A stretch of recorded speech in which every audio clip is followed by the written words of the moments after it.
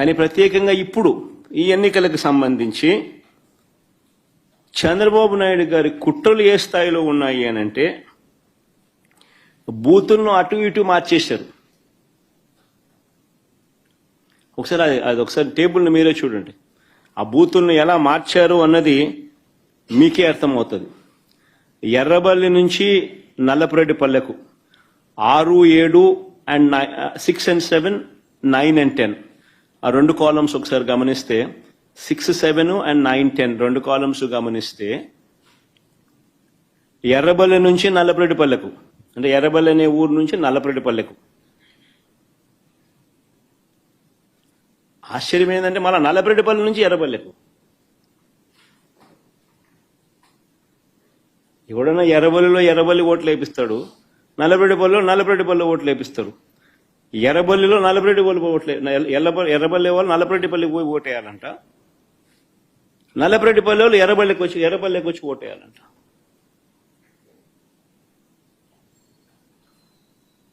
Six 7 చూడండి, 9, 10 చూడండి.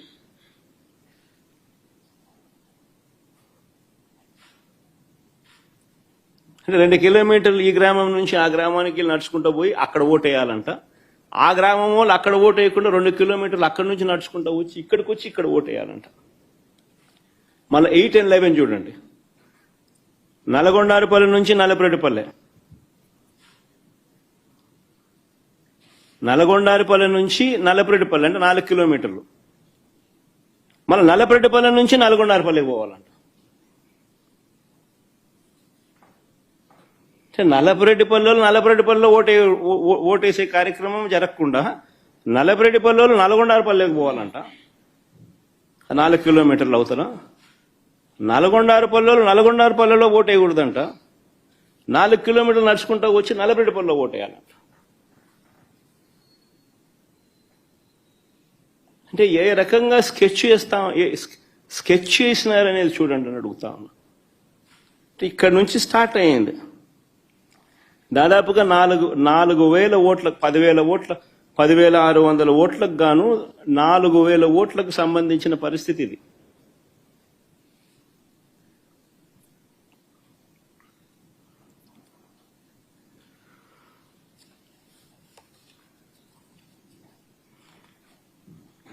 వీళ్ళ ఆలోచన ఏంది? ఆ వెళ్లే దారిలో వీళ్ళందరినీ భయభ్రాంతులు చేయాలా. వీళ్ళు 4 కిలోమీటర్లు 2 కిలోమీటర్లు నడుచుకుంటూ పోయే కార్యక్రమం డిమోటివేట్ చేయాలా. దారిలో వీళ్ళని భయభ్రాంతులకు గురి చేయాలి. దాడి చేసి